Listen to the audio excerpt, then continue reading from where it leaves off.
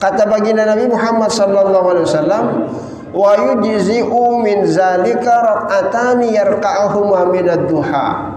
Dan sesungguhnya 2 rakaat salat duha yang engkau lakukan, insyaallah itu dapat memenuhi kebutuhan sedekah dari sendi-sendi seluruh tubuh kita insyaallah taala.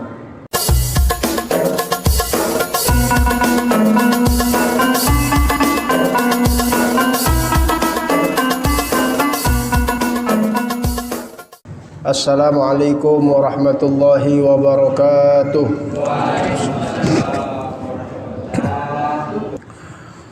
Jamaah sekalian rahimakumullah, pembahasan kita malam hari ini adalah bab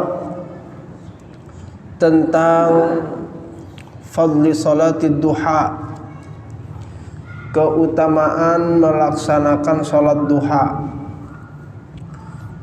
wa bayanu aqalliha, dan informasi yang terkait dengan jumlah rakaat yang paling minim, wal hassu 'alal muhafadzah 'alaiha, dan motivasi untuk senantiasa melaksanakan salat duha. Insyaallah mudah-mudahan harapannya setelah kajian ini jemaah Masjid Nur Islam mudah-mudahan rutin mendawamkan salat duha. Amin ya rabbal alamin. Jamaah sekalian rahimakumullah, hadis yang pertama, an Abi Hurairah radhiyallahu anhu qala, dari Abu Hurairah beliau berkata, awsani khalili bi siyama salatati ayamin min kulli syahr. Aku mendapat wasiat dari kekasihku Rasulullah sallallahu alaihi wasallam. Ya, Abu Hurairah ini tentu kita ketahui bersama salah seorang sahabat yang banyak meriwayatkan hadis baginda Rasulullah sallallahu alaihi wasallam. Ya, bahkan dalam disiplin ilmu hadis beliau yang paling banyak meriwayatkan hadis. Kenapa beliau termasuk salah seorang yang paling banyak meriwayatkan hadis baginda Nabi? Karena beliau seringkali mengikuti kemana saja Nabi pergi. Ya, Nabi bersabda di sana, beliau ada. Nabi bersabda di sini, beliau ada. Ya, sehingga tentunya terbentuklah hubungan emosional antara beliau dengan baginda Nabi, sehingga beliau menyebut baginda Nabi sebagai kekasihnya.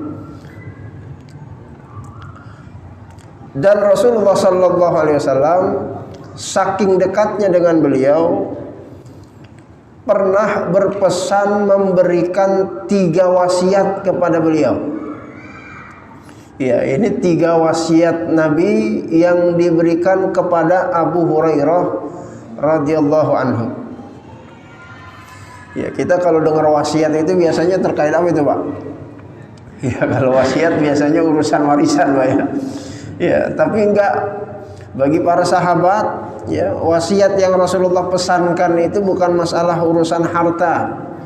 Ya, tapi urusan-urusan yang terkait dengan ibadah kepada Allah Subhanahu wa taala.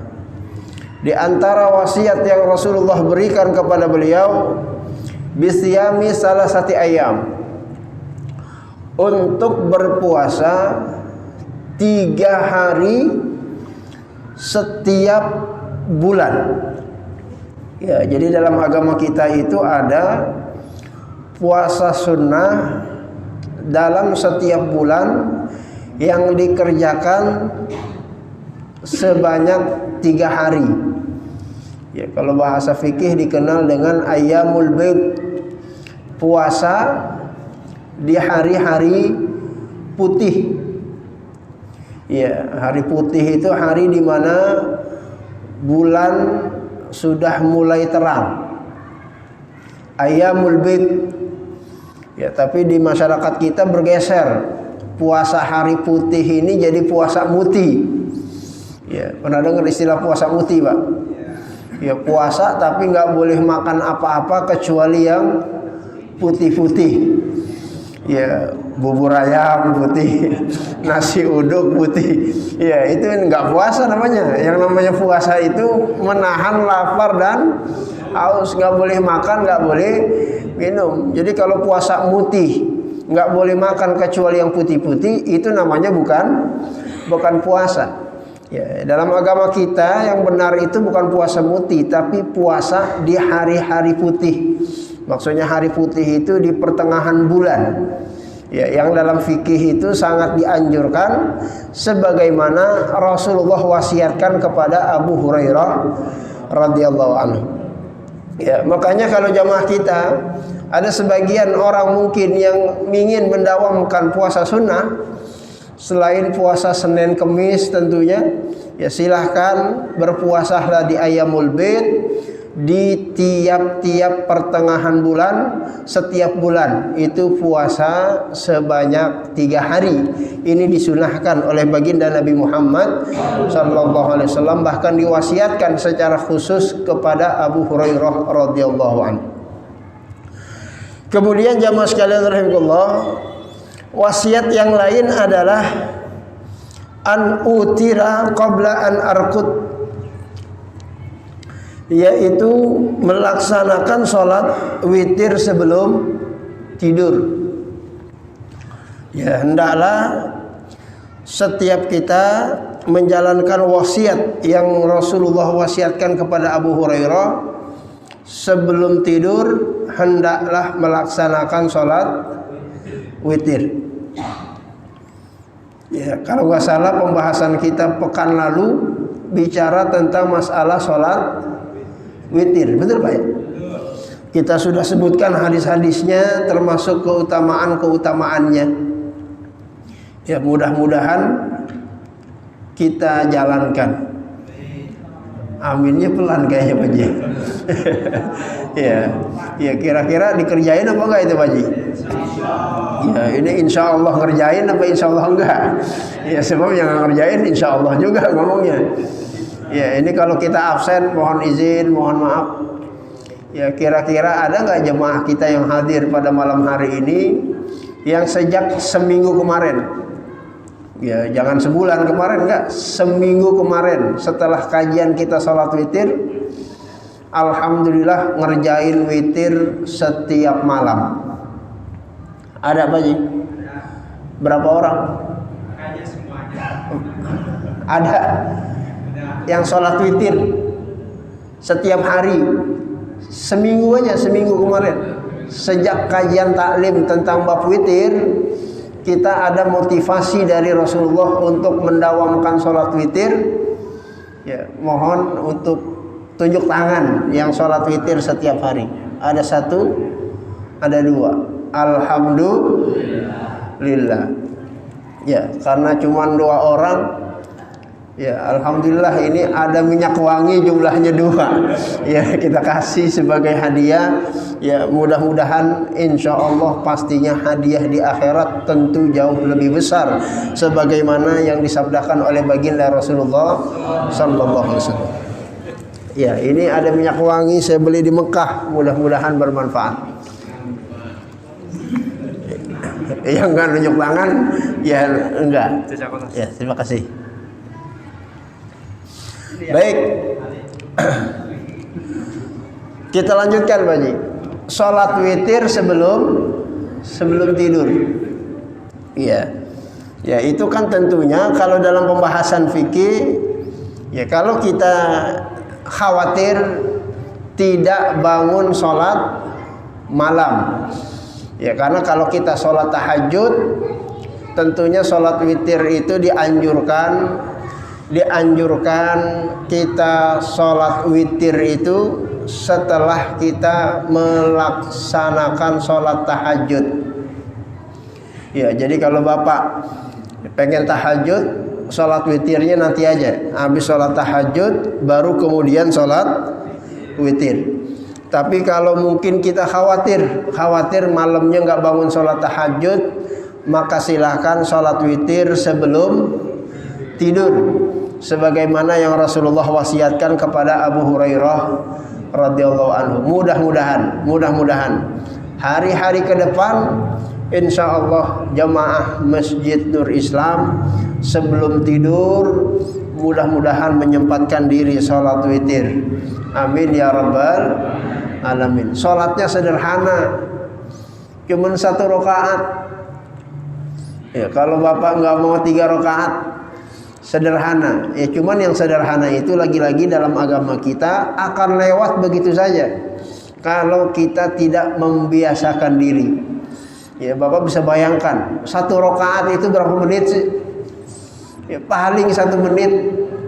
Ya, kalau kita mau 3 rakaat pun paling 3 menit. Ya, sementara Allah kasih kita hidup sehari semalam, masya Allah, 24 jam. Ya, 1 jamnya 60 menit. Ya, berarti 1 hari berapa menit? Ya, tinggal kali aja sendiri. 60 dikali 24. Ya, tapi ternyata 1 menit sampai 3 menit pun lewat begitu saja dalam kehidupan kita, padahal ada kesempatan di depan mata untuk menambah amal ibadah kepada Allah Subhanahu wa taala.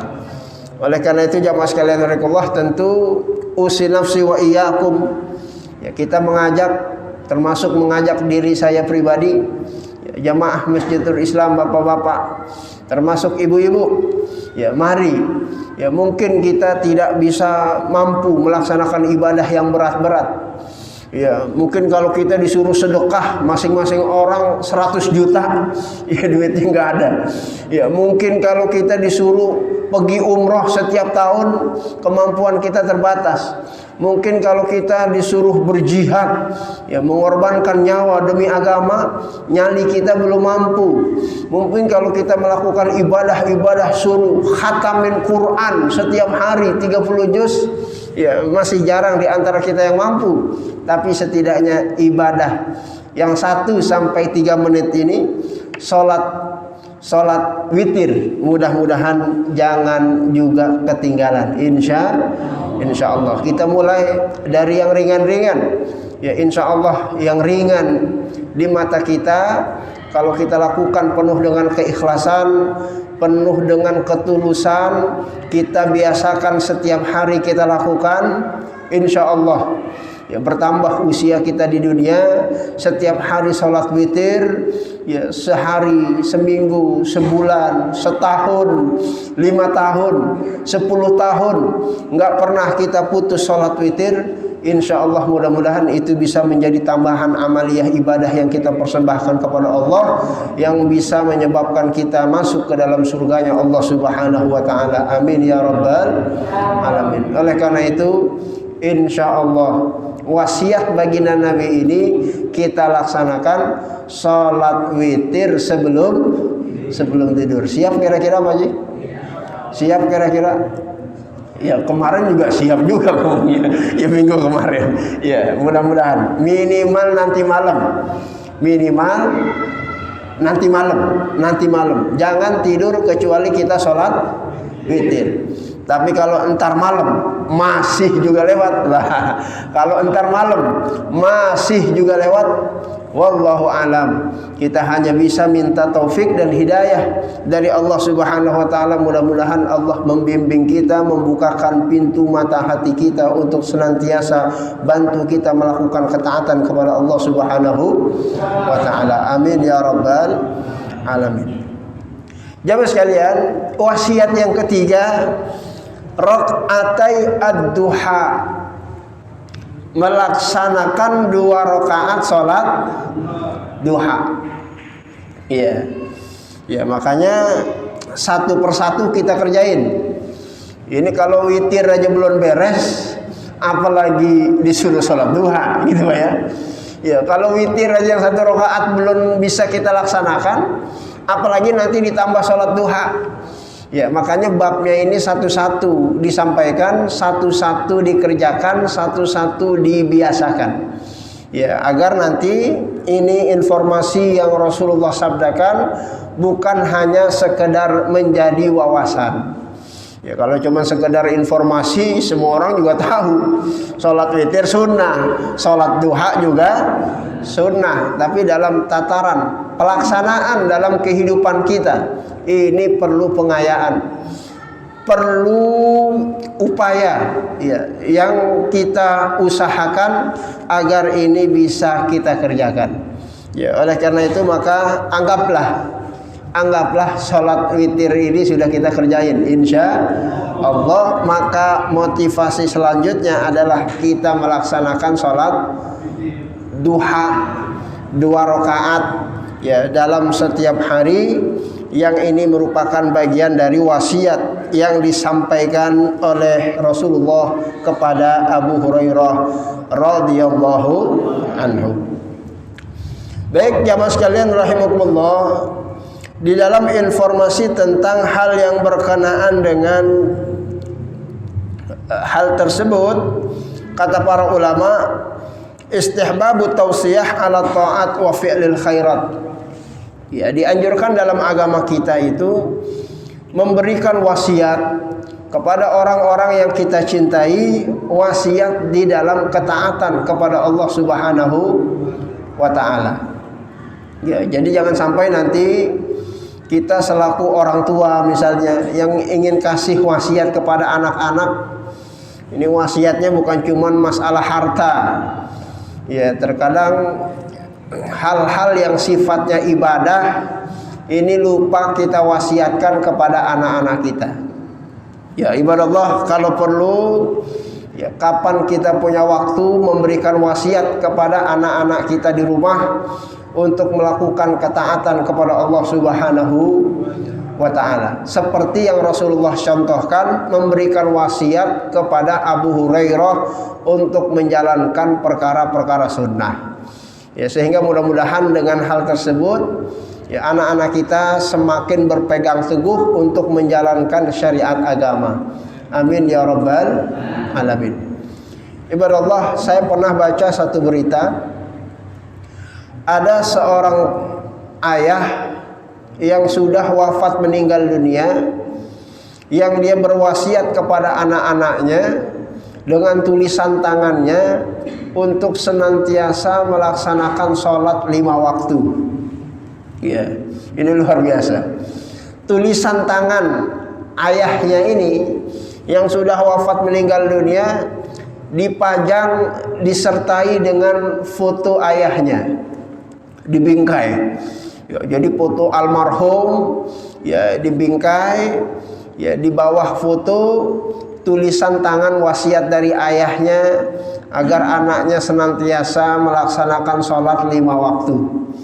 Ya ibadallah, ya tentu ya kita bisa memahami bagaimana psikologi seorang anak pada saat dia mendapatkan wasiat yang seperti itu dari orang tuanya yang sudah wafat meninggal dunia. Ya insya Allah kan tentunya memotivasi ya untuk mengukuhkan keimanan anak-anak mereka, jangan sampai ya dalam kehidupan mereka meninggalkan sholat 5 waktu yang Allah fardukan. Ya kalau mereka semua sekeluarga ingin dimasukkan ke dalam surganya Allah Subhanahu wa taala. Ya jadi ibadallah, hal-hal yang demikian ini bisa kita tiru. Ya silahkan ya kita mencari cara bagaimana anak-anak kita itu bisa menjalankan ketaatan. Ya mungkin kalau hari ini mereka susah dibilangin, anak zaman sekarang misalnya, karena bapak ibunya masih hidup. Ya, tapi kan biasanya manusia itu ya bisa berubah dengan seiringnya waktu. Apalagi pada saat nanti kita sudah wafat meninggal dunia, mudah-mudahan wasiat yang kita tulis untuk menyarankan mereka untuk melakukan ketaatan kepada Allah setidaknya mempengaruhi kehidupan mereka agar bisa menjalankan wasiat pada saat kita sudah wafat meninggal dunia. Amin ya rabbal alamin. Ya ini kesunahan yang para ulama sebutkan tentang hadis ini, istihbabu tausiyah ala ta'at wa fi'lil khairat.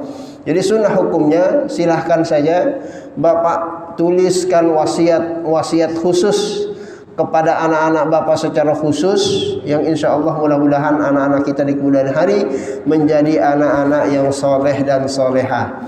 Amin ya rabbal alamin. Ya mudah-mudahan kalaulah hari ini mungkin mereka belum mau mendengar apa yang kita wasiatkan, setidaknya nanti mudah-mudahan Allah bukakan pintu hati mereka pada saat kita sudah wafat meninggal dunia. Amin ya rabbal alamin. Jamaah sekalian rahimakumullah, hadis yang selanjutnya dari Abu Dzar radhiyallahu anhu. Rasulullah sallallahu alaihi wasallam menyampaikan, yusbihu ala kulli sulama min ahadikum sadaqah. Nabi pernah menginformasikan kepada kita, setiap hari, setiap pagi, setiap persendian di dalam tubuh kita itu perlu dikeluarkan sodakohnya. Ya, masih ingat hadis tentang informasi bahwa tubuh kita terdiri dari 360 sendi. Ya, ini sabda baginda Nabi, Pak. Yang hadisnya pernah kita sampaikan di pertemuan-pertemuan sebelumnya. Ya, salasumiyah wasitina mifsal. Ada 360 sendi manusia itu. Ya, dan ini sesuai dengan informasi ilmu kedokteran yang mutakhir. Ya, para dokter juga setelah diteliti tubuh kita, ya betul ternyata manusia itu punya 360 sendi. Ya, sendi-sendi inilah yang bekerja. Ya, sehingga leher kita bisa nengok. Ya, itu karena sendi. Ya, sendi ini yang bekerja sehingga mata kita bisa berkedip. Sendi ini yang bekerja sehingga jari jemari kita bisa ngitung duit. Ya, sendi ini yang bekerja sehingga kaki kita bisa melangkah. Ya, itu semuanya ada 360 persendian di dalam tubuh kita. Yang mana sendi-sendi itu harus dijaga, jangan sampai tidak berfungsi. Ya, sehingga cara menjaganya Rasulullah kasih tahu. Fakullu tasbihatin sadaqah. Ya, itu ucapan subhanallah itu merupakan sedekah untuk menjaga fungsi persendian kita. Wa kullu tasbihatin sadaqah. Kita ucapkan alhamdulillah itu untuk menjaga persendian kita. Wa kullu tahlilatin sadaqah. Kita mengucapkan la ilaha illallah itu juga untuk menjaga fungsi persendian kita. Wa kullu takbiratin sadaqah. Ucapan kita Allahu Akbar, Allahu Akbar itu juga menjaga persendian tubuh kita. Ya, biar sendi-sendi itu tetap berfungsi, ya, sehingga insya Allah mudah-mudahan kita terhindar dari penyakit-penyakit yang misalnya ya manusia itu tidak mampu melakukan gerakan-gerakan. Ya, ibadallah, kata baginda Nabi Muhammad sallallahu alaihi wasallam, wa yujzi'u min zalika rak'atani yarka'uhuma minad duha. Dan sesungguhnya 2 rakaat salat duha yang engkau lakukan, insya Allah itu dapat memenuhi kebutuhan sedekah dari sendi-sendi seluruh tubuh kita, insya Allah Ta'ala. Ya, maka jamaah sekalian rahimakumullah Ta'ala, berdasarkan hadis ini Rasulullah ingin menyampaikan kepada kita, kalau ingin tubuh kita sehat walafiat, terjaga fungsi persendiannya sehingga gerakan-gerakannya itu tidak terhalang dengan penyakit-penyakit yang diderita, maka setidaknya setiap hari kita layak untuk melaksanakan sholat duha minimal 2 rakaat.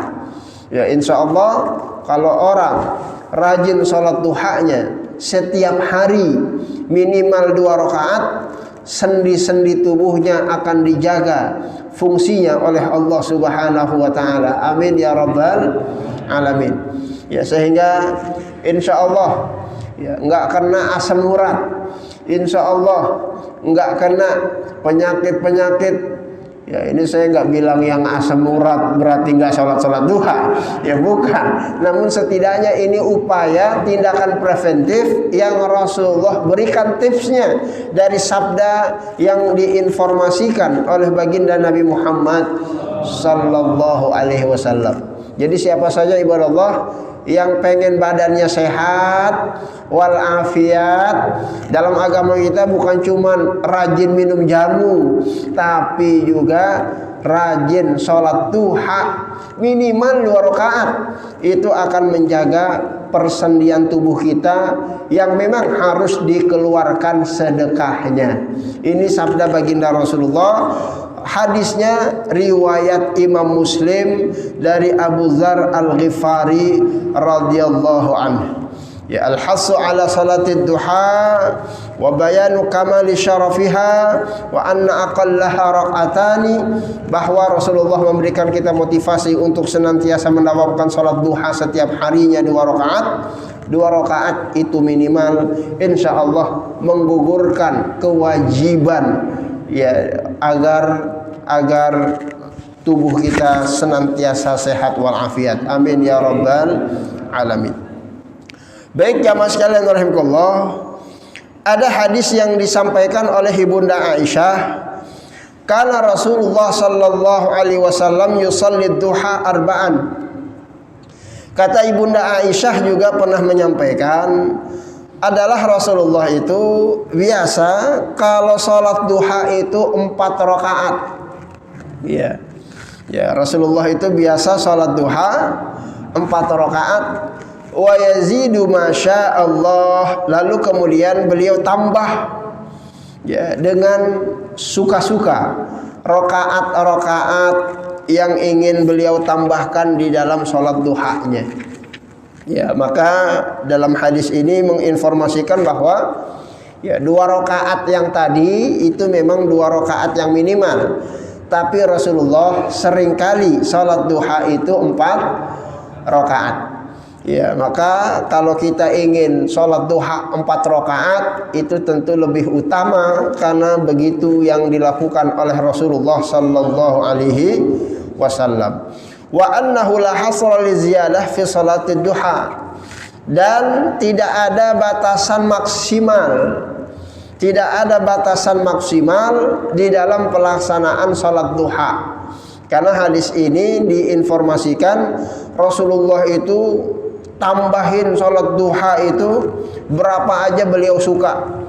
Ya, Rasulullah kadang 6, kadang 8, kadang 10, kadang 12, masya'a. Ya, terserah Rasulullah sallallahu alaihi wasallam. Jadi berdasarkan hadis ini tidak ada batasan maksimal salat duha. Hanya saja Rasulullah seringkali fi aktsar min 12 rakaat melaksanakan salat duha itu sebanyak 12 rakaat. Ya, jadi jumlah maksimal yang biasa Rasulullah laksanakan di dalam pelaksanaan salat duha ini jumlahnya 12 rakaat. Ya, 12 rakaat tentunya 6 kali salam.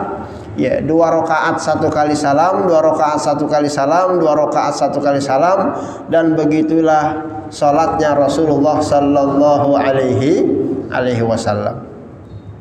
Ya, oleh karena itu maka jamaah sekalian rahimakumullah, di dalam hadis-hadis ini maka silahkan saja kita laksanakan ya apa yang bisa kita lakukan terkait dengan pelaksanaan salat duha.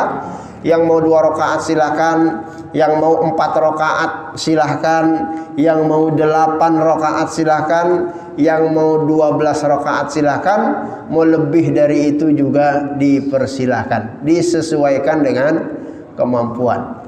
Ya, ya, jangan muluk-muluk 12 rakaat dulu, 2 rakaat aja dulu, 2 rakaat yang penting didawamkan biar tubuh kita sehat walafiat, sehingga kita bisa melaksanakan ibadah kepada Allah secara maksimal. Amin ya rabbal alamin. Jamaah sekalian rahimakumullah, sebelum kita berdiskusi, ya ada informasi yang juga perlu kita tambahkan tentang bab selanjutnya di dalam pelaksanaan salat duha, tentang tajwizu salatid duha min irtifa'i syams ila zawaliha, yaitu tentang pelaksanaan salat duha itu sudah diperkenankan kalau matahari sudah meninggi sampai dengan matahari itu sampai kepada zawal. Zawal itu tergelincir ya pada saat akan tiba masuk salat zuhur. Wal afdal an tusalli 'inda istidadil harri. Yang paling utama di dalam pelaksanaan salat duha itu adalah waktu di mana matahari sudah mulai terik. Ya, udah rada-rada panas. Itu waktu yang paling utama.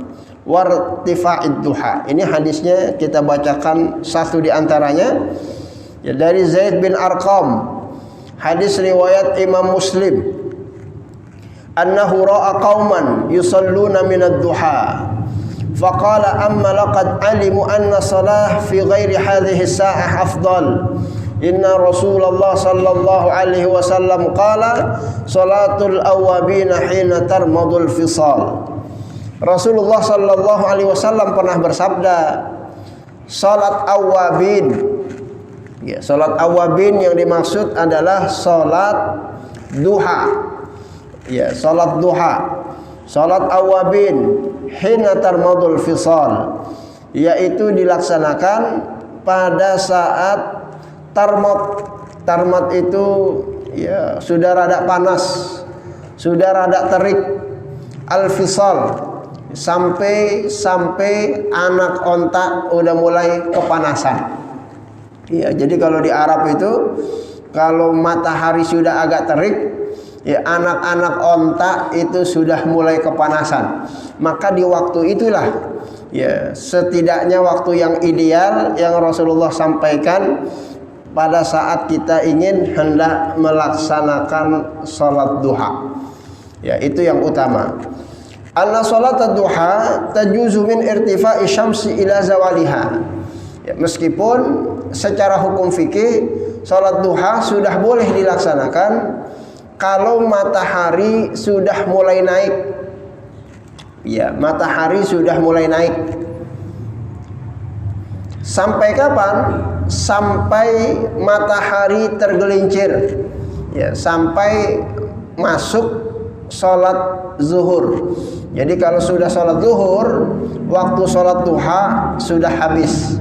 Ya, jadi sepanjang pagi lah itu kita melaksanakan salat duha. Wal hikmah fi zalika wal afdal, yang paling utama tadi sudah disebutkan pada saat mataharinya sudah mulai meninggi dan panasnya sudah mulai terasa. Ya, itu kalau di tanah air jam-jam berapa itu, Pak? Mataharinya udah mulai kerasa. Hah? Tergantung wilayahnya, Pak ya. Tergantung wilayahnya. Ya, masing-masing itu berbeda-beda.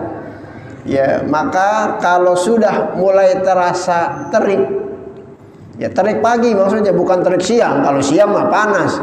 Terik pagi, ya sudah ada cahaya terik, ya maka disitulah waktu yang utama. Wal hikmatu zalika, hikmahnya al-bu'du biha anil waqtil muharram li shalah inda tulu'i syams. Biar kita tidak mepet-mepet dengan waktu yang dilarang di dalam melaksanakan sholat pada saat matahari mulai terbit. Ya, masih ingat larangan sholat yang dilakukan pada saat matahari terbit. Jadi kalau matahari baru nongol, baru muncul, nggak boleh kita melaksanakan sholat. Ya, kapan kita sudah boleh melaksanakan sholat? Kalau mataharinya sudah terbit. Ya, kalau matahari sudah terbit, Ya, terbit itu bukan berarti terbit baru cahayanya, tapi sudah terbit sempurna. Maka disitulah kita sudah melaksanakan sholat duha. Ya, makanya dalam pembahasan fikih sholat duha ini ada sebagian para ulama yang menyatakan bahwa sholat duha itu sama waktunya dengan pelaksanaan sholat syuruk. Ya, jadi ada istilah sholat syuruk, sholat yang dianjurkan untuk dilaksanakan pada saat matahari sudah mulai terbit. Ya, jadi sholat syuruk menurut sebagian para ulama ini adalah sholat duha di awal waktu. Ya, meskipun menurut sebagian yang lain sholat syuruk ya sholat syuruk, sholat duha ya sholat duha, cuman waktunya sama. Ya, hanya saja sholat syuruk ini ada persyaratan-persyaratan yang harus dipenuhi, seperti melaksanakan sholat subuh secara berjamaah, berzikir di masjid, tidak pulang ke rumah di mana tempat dia melaksanakan sholat sampai terbitnya matahari. Lalu kemudian setelah dia melihat matahari terbit atau sudah tiba waktunya, dia laksanakan sholat 2 rakaat, maka pahala yang dijanjikan salah satu di antaranya adalah seperti melaksanakan ibadah haji dan umrah secara sempurna. Begitu hadis yang pernah disabdakan oleh baginda Nabi Muhammad sallallahu alaihi wasallam. Baik jamaah sekalian rahimakumullah, kita sisakan waktu kurang lebih 9 menit. Khawatir ada jemaah kita yang ingin mau berdiskusi terkait dengan fikih salat duha. Ya, termasuk mungkin pertanyaan yang tersisa di pekan yang lalu yang terkait dengan pelaksanaan sholat witir. Waktu dan tempat kami persilahkan kalau ada yang mau disampaikan.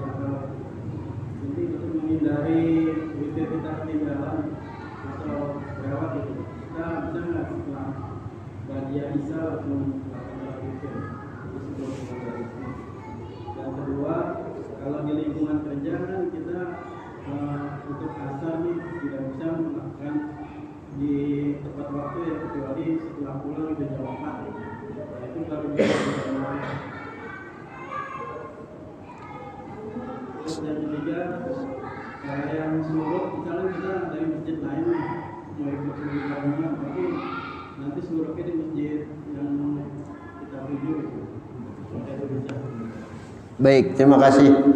Ada 3 pertanyaan. Yang pertama terkait dengan sholat witir. Ya, jadi tadi Rasulullah menyampaikan tentang informasi bahwa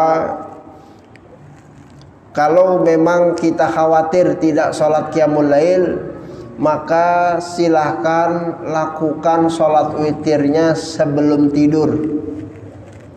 Ya, sebelum tidur itu ya berarti sebelum kita tidur. Mau dilakukan nanti jam 9 malam atau jam 10 malam, atau mau kita lakukan setelah ba'diyah isya. Ya, silakan saja kalau kita ingin melaksanakan sholat witir setelah ba'diyah isya. Ya, dengan catatan sebaiknya witir itu dijadikan sebagai sholat yang terakhir. Ya, sehingga secara hukum fikih boleh-boleh saja kita melaksanakan sholat witir setelah ba'diyah isya, karena habis itu kan kita pengen tidur karena khawatir tidak bangun sholat qiyamul lail. Yang terpenting jangan sampai dalam 1 malam itu terlewat kita sholat witir. Ya, silakan yang tahu waktunya yang paling cocok tentu Bapak sendiri. Ya, kapan sekiranya ya kita menjalani sholat witir ini jangan sampai ketinggalan. Ya, tapi kalau mungkin nanti Bapak pengen sholat sunnah, ya jam 9 misalnya pengen sholat sunnah, pengen sholat taubat, pengen sholat hajat, maka sebaiknya nanti aja witirnya setelah jam 9. Setelah sholat hajatnya, ya sholat taubatnya dilakukan. Ya kalau mungkin nanti jam 11 kita pengen sholat sunnah, ya nanti aja witirnya habis jam 11 itu. Jadi idealnya sholat witir di penghujung sholat. Tapi kalau kita ingin jadikan sholat yang paling terakhir itu adalah sholat ba'diyah isya, ya berarti silakan kita laksanakan sholat witirnya setelah ba'diyah isya. Yang penting jangan lewat tiap malam kecuali kita melaksanakan sholat witir, insya Allah ta'ala. Kemudian pertanyaan yang kedua, ini saya belum menangkap, sholat asar tidak bisa berjamaah.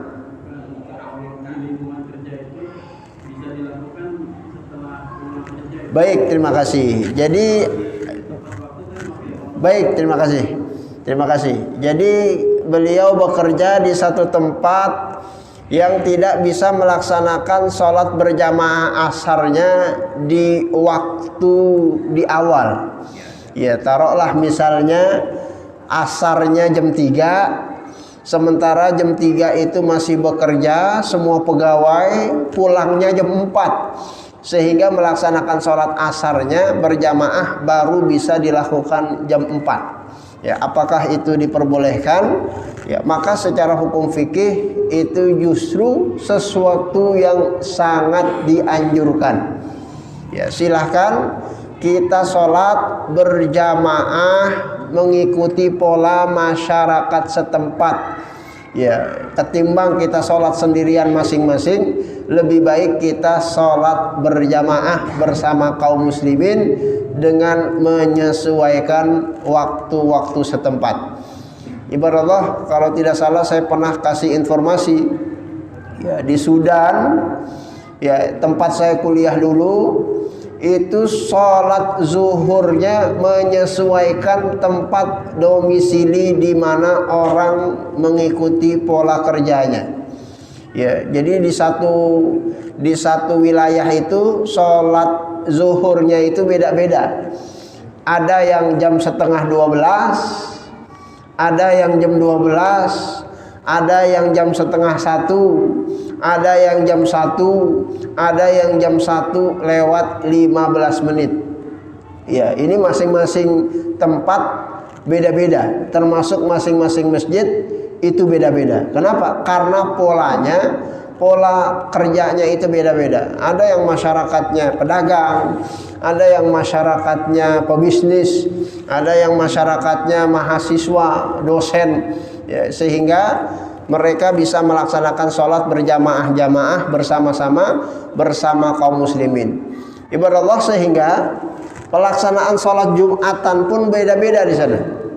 Ya, misalnya kita ilustrasikan sholat Jumat di Masjid Nur Islam itu jam setengah 1. Ya, nanti sholat Jumat di Masjid Baitul Iman misalnya itu di jam 1 lewat 15 menit. Ya, jadi ada sip-sip begitu. Dan itu tidak menjadi masalah selama pelaksanaan sholat Jumatnya di waktu sholat zuhur, ya, yaitu setelah matahari tergelincir sampai dengan masuk waktu sholat asar. Ya, selama belum masuk sholat asar boleh kita melaksanakan sholat zuhur, dan Jumat itu pelaksanaan sholatnya di waktu zuhur. Ya, tentu ini bisa diterapkan di negara-negara yang memiliki pola yang berbeda-beda. Ya, kalau negara kita kan polanya sama. Ya, jam istirahatnya misalnya jam 12. Ya, maka pelaksanaan sholat Jumatnya biasanya di jam 12. Ya, bahkan kalau Jumatnya itu jam setengah 12, ini jam liburnya bisa dimundurkan, ya, menurut kebijakan perusahaan setempat. Ya, tapi ke dalam kasus yang ditanyakan, kalau memang kita tidak bisa melaksanakan sholat asar kecuali jam 4, maka silakan sholat asar jam 4 bersama sahabat dan kawan-kawan tempat di mana kita bekerja. Sebagai catatan, tetap dikumandangkan suara azan dan tetap dikumandangkan suara qomat. Karena tiap-tiap sholat itu ada azannya, tiap-tiap sholat itu ada qomatnya. Begitu yang dijelaskan oleh para ulama di dalam kitab-kitab fikih, insyaallah ta'ala. Kemudian pertanyaan yang ketiga tentang sholat syuruk. Ya, ini lagi tentang sholat syuruk. Ini sholat yang ada persyaratan-persyaratannya. Ya, persyaratan yang pertama adalah kita harus melaksanakan sholat subuh secara berjamaah. Ya, jadi kalau kita sholat subuhnya tidak berjamaah, itu tidak bisa kita melakukan sholat syuruk. Ya, sebab Rasulullah bersabda, "Man shallal ghadah fi jamaah." Ya, sholat berjamaahnya pun harus dilakukan di masjid. Ya, kalau kita sholat berjamaahnya di rumah sama istri sama anak-anak, nggak bisa kita melaksanakan sholat syuruk. Ya, harus di masjid. Ya, lanjutan hadisnya, summa yajlisu wa yadhkurullah. Kemudian dia nggak pergi kemana-mana, zikir di masjid tempat dia sholat. Ya, berarti bukan pindah ke masjid lain. Ya, jadi kalau kita pengen sholat syuruk, sholat berjamaahnya di Masjid Nur Islam, zikirnya di Masjid Nur Islam sampai terbitnya matahari. Jangan pindah masjid. Kalau kita pengen subuh gabungan, ya sudah, subuhnya di masjid itu, di tempat acara, biar sekalian, biar kita bisa melaksanakan sholat syuruk. Ya, jadi harus di masjid tersebut. Ya, lalu kemudian yazkurullah, berzikir, syarat yang ketiga. Ya, kalau habis subuh kita tidur, ya sholatnya jamaah, tapi habis subuh tidur, habis itu sholat syuruk nggak bisa. Ya, karena harus yazkurullah. Ya, berzikir. Termasuk zikir itu ada majelis-majelis ilmu. Taruhlah kita nggak zikir, tapi di situ ada pengajian, ada subuh gabungan, ada ceramah. Ya, majelis-majelis ilmu termasuk ke dalam kategori majelis zikir. Jadi boleh setelah kita subuh gabungan, kita melaksanakan sholat syuruk 2 rakaat. Nanti kalau persyaratan itu sudah terpenuhi, sholat kita 2 rakaat pada saat matahari sudah terbit, ya kata Rasulullah SAW, akan diberikan pahala haji dan umroh secara sempurna, insya Allah. Ya, ini pahala kelebihan yang Rasulullah informasikan dalam hadis-hadisnya. Jadi kalau Bapak pengen dapat pahala haji, silahkan sholat syuruk 2 rakaat. Ya, tapi pahalanya Pak ya. Ya, jangan nanti habis sholat namanya ditulis haji fulan. Ya, Bapak kapan pergi hajinya? Anak sholat syuruk. Ya enggak, ini pahala hajinya. Ya, kalau kewajiban pergi hajinya, sebagaimana yang sudah kita sampaikan, itu harus kita tunaikan sebagai orang yang mengaku beriman terhadap rukun dari rukun-rukun Islam. Ya, wallahu a'lam bishawab. Mudah-mudahan bermanfaat dan mudah-mudahan sholat duha ini bisa kita laksanakan minimal besok. Jangan sampai jemaah yang hari ini hadir tidak sholat duha. Minimal 2 rakaat untuk menjaga kesehatan tubuh kita agar persendiannya terjaga insya Allah Ta'ala. Mudah-mudahan Allah berkenan memberikan kita taufik dan hidayah dan mendawamkan sholat duha dalam setiap hari insya Allah Ta'ala. Ibadallah, mohon izin waktu sholat isya sudah tiba. Demikian yang bisa kita sampaikan. Insya Allah di pertemuan yang akan datang kita akan lanjutkan tema pembahasan kita mengenai tentang sholat-sholat sunnah lainnya, yaitu sholat sunnah tahiyatul masjid. Yang sudah sholat rawatib, sholat witir, sholat duha, 3 model sholat ini mudah-mudahan bisa kita laksanakan insyaallah taala. Hadanallahu wa iyyakum ajma'in billahi taufiq wal hidayah. Allahul muwaffiq ila aqwamit thoriq. Wassalamualaikum warahmatullahi wabarakatuh.